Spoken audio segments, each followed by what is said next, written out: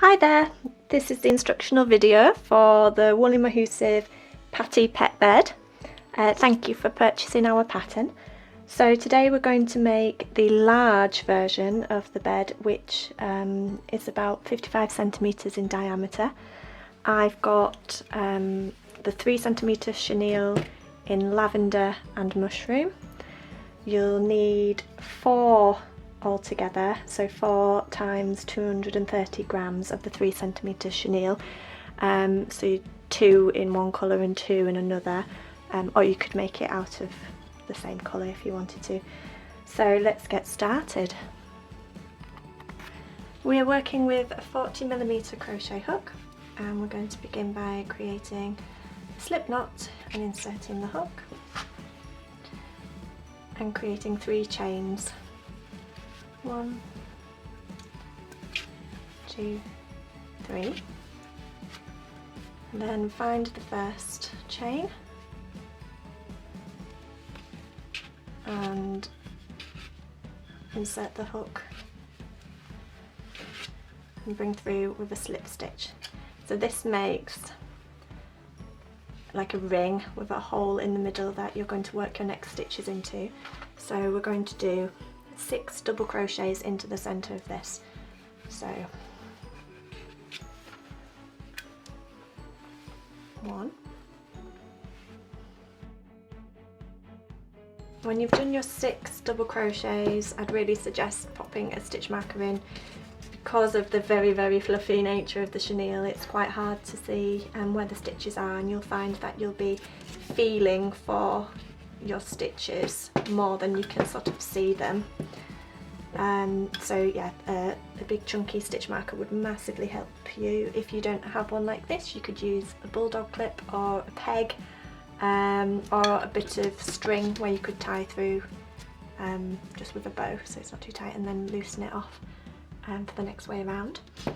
Next, what we're doing is we're going to double crochet in the first stitch, do 2 double crochets in the next stitch, followed by 1 again, and then 2, and then 1, then 2, and we're going to do that pattern all the way around. One thing I would suggest as well is trying to, if you crochet on a table or on your lap, trying to have the work flat, it won't become as tight. If you crochet too tight, you're going to start having a bulge of this centre circle. So for example, this next stitch, I'm going to make sure I'm really pulling the yarn enough out to complete the stitch and working round, so you'll get a really nice flat effect. If you're holding it, you might be inclined to sort of crochet quite tight, and you'll end up with like a bowl shape where you have to squidge the middle back in.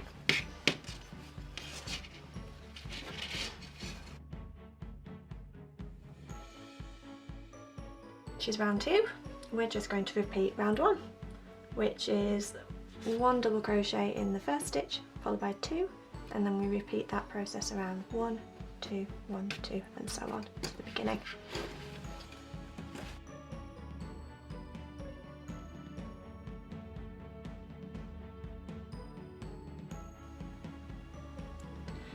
So remember, we're working on the large size of the pet bed with a 55 centimetre diameter approximately.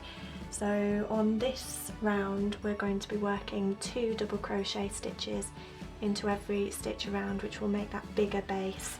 If you were working on the smaller one, there would be slightly different instructions for this round. You'd be changing colour at this point and doing your final round and then preparing to build up the sides. But we're following the large. So next we're going to do the 2 double crochets in each stitch. I'm coming to the end of my first ball of the chenille yarn, so I'm actually going to join them now before I start this next round, because I will forget how many stitches I've done in each. So it is just a case of joining your next ball with a knot. Leave a little bit of ends where you can just weave them in afterwards. or if you prefer you could do double knot and carefully snip them, but I always think it's a bit safer to have those ends weaved in case the knot sort of unravels a little. You can tighten it up and find where it's coming loose. Yeah, let's go.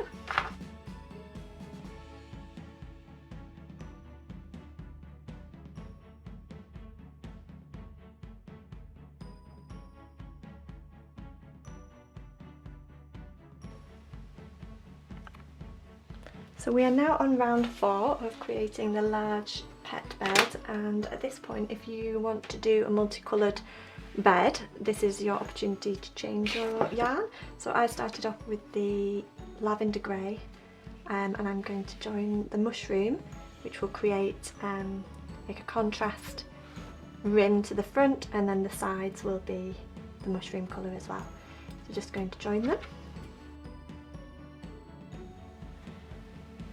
And our next instructions is to double crochet, 2 double crochet in the next 8 stitches with this new colour.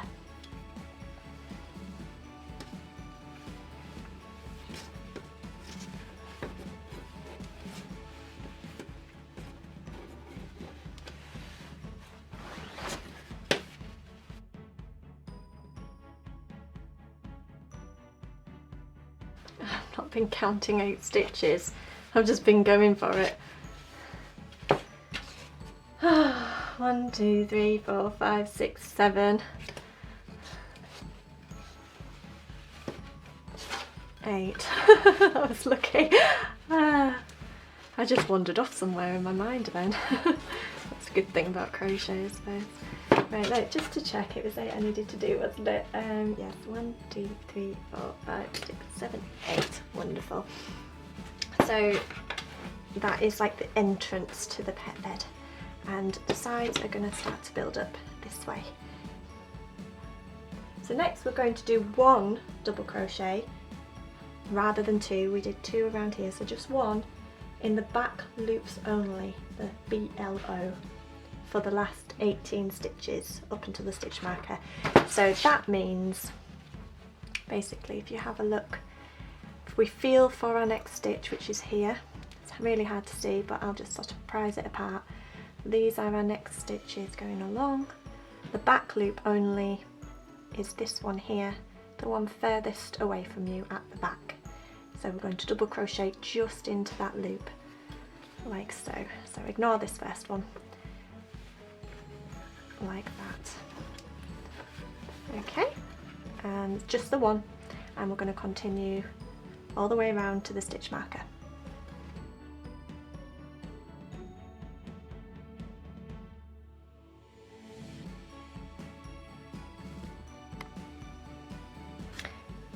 So I've just done my final double crochet in my back loop only in this stitch marker stitch, and now just to sort of connect it to where you changed colour, if you just find that last double crochet there and just do a slip stitch, and that will just sort of finish it off nicely. Then just flipping the work to work back over on myself, and then if I bring my yarn back over around this way, and so I'm ready for my next row of stitches.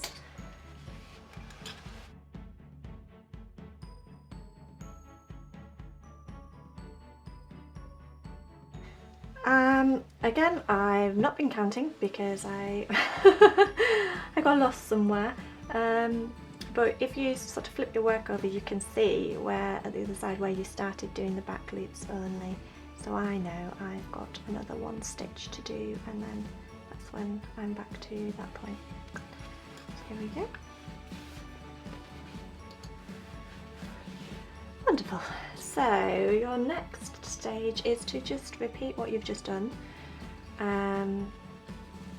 Don't slip stitch it this time, we'll just turn it and work back the other way with another row of double crochet just to build up the sides a bit higher. So we're turning,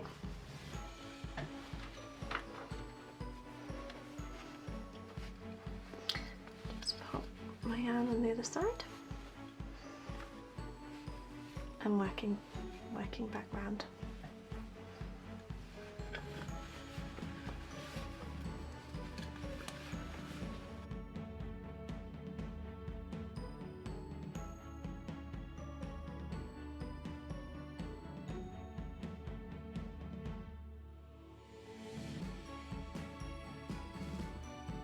So your last stage is just to bring your yarn through to sort of tie off your work.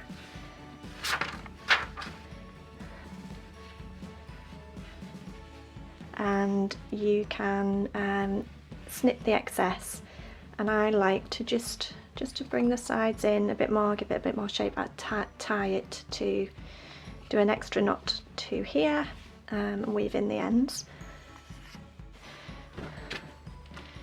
To see which way it wants to sit with the back loops, here we go, and give it a good shape around. You might find your tension has been a little bit here and there. If you're not used to using the chenille, it does have plenty of give, so that's really great news. The back loop only technique has basically made the edges of the pet bed stand up like that. So yeah, you just find any ends, weave them in or trim them. And the wonderful thing about this yarn as well is that it is completely machine washable, which you need with a pet, and it's, you know, squishes down into a washing machine really easily. And then just don't tumble dry it because you don't want the shrinkage, just let it dry on the line, and then just reshape it as you've just seen me do, and yeah, your pet will love you for it. Thanks for watching.